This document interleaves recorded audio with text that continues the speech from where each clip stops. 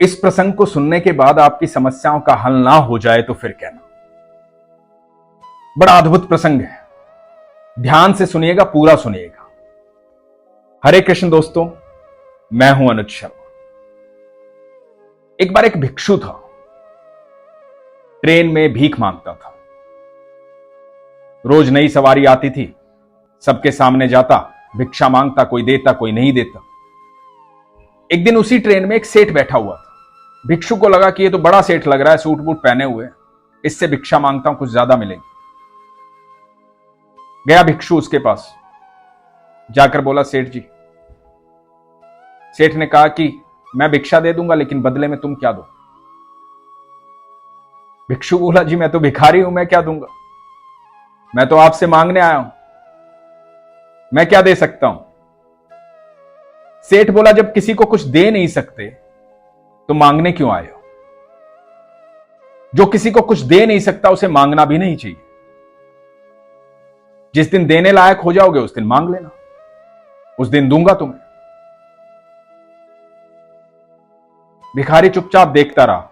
Station आया, सेठ उतर गया।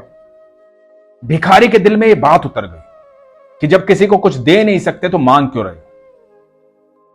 भिखारी ने सोचा, बात तो सही कह रहा है, मैं किसी को देने लायक ही नहीं हूं तो मांगू क्यों? कुछ देने लायक होना चाहिए मैं। भिखारी ने सोचा, जब तक किसी को कुछ दूंगा नहीं तब तक मांगूंगा नहीं। और सोचता रहा, क्या दूं क्या दूं, कुछ दिमाग में नहीं आया। सुबह स्टेशन पहुंचा, मन में यही चल रहा था, जब तक दूंगा नहीं मांगूंगा नहीं। तो देखा कि स्टेशन के पास बहुत सारे पौधे हैं जिन पर सुंदर सुंदर फूल लगे हुए हैं। भिखारी ने बहुत सारे फूल इकट्ठे किए, ट्रेन में चढ़ा, लोगों के पास पहुंचा, भिक्षा मांगने लगा। सबको फूल देता, भिक्षा लेता। भिक्षा देने वाला भी खुश होता, मुस्कुराता और भिक्षा देता। भिखारी ने देखा कि मैं लोगों को फूल देता हूं और लोग मुझे भिक्षा ज्यादा दे रहे हैं, लोग मुस्कुरा भी रहे हैं, खुश भी हो रहे हैं।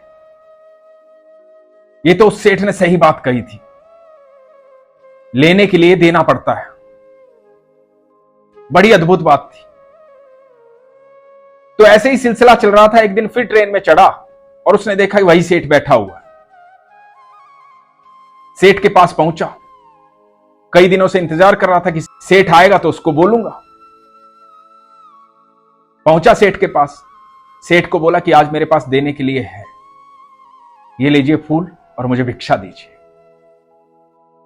सेठ ने मुस्कुराते हुए उसे कुछ पैसे दे दिए और सेठ ने कहा कि वाह, बहुत अच्छा काम किया तुमने, अब तुम भिखारी नहीं रहे हो, व्यापारी बन गए हो। भिखारी फिर सेठ की तरफ देखता रह गया। सेठ का स्टेशन आया, चला गया। भिखारी ट्रेन से उतरा, आसमान की तरफ देखा, जोर जोर से चिल्लाने लगा कि मैं भिखारी नहीं हूं, व्यापारी हूं, भिखारी नहीं हूं, व्यापारी हूं, भिखारी नहीं हूं, व्यापारी हूं। आते जाते लोग देख रहे थे, हंस रहे थे कि पागल हो गया। भगवान को धन्यवाद कर रहा था कि भगवान, भिखारी नहीं हूं, व्यापारी हूं।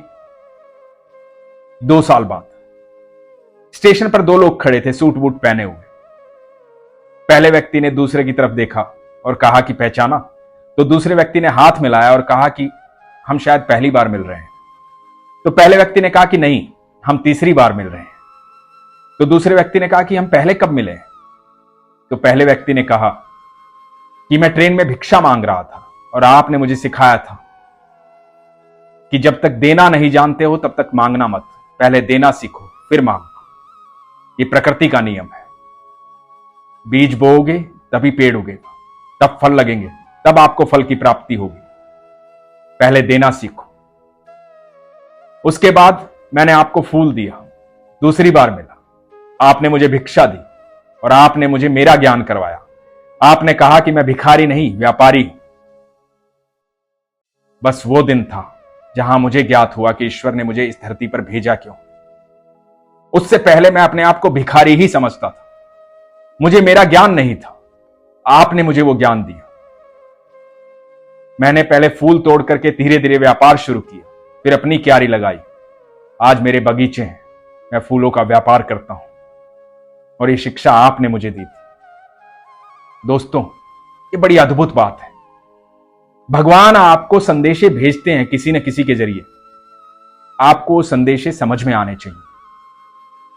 जब भी आप मुसीबत में होते हैं तो यकीन मानना, मुसीबत की एक खासियत होती है, मुसीबत जब भी आती है तो हल साथ लेकर आती है।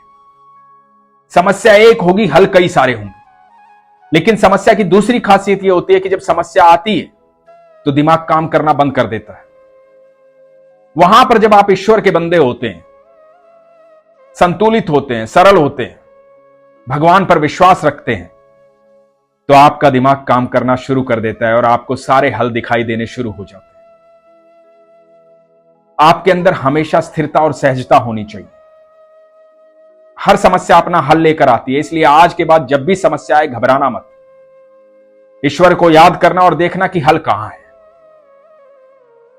दूसरी बात जो उस व्यक्ति ने कहा था, हमेशा देने की नियत रखो।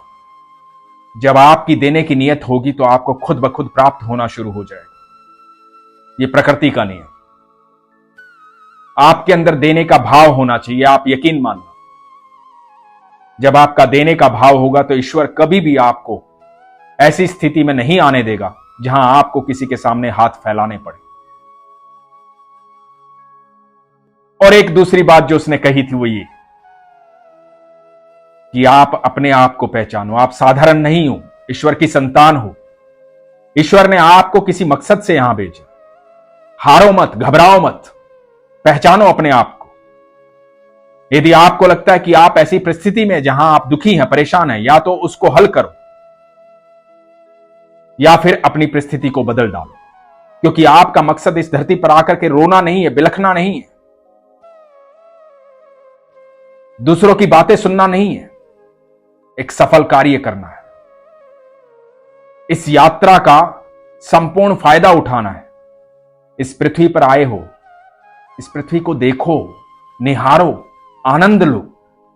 ईश्वर से प्रार्थना करो कि आपको सक्षम बनाए, आपको वो सारी चीजें प्रदान करें जिससे आप इस सफर का आनंद ले पाए।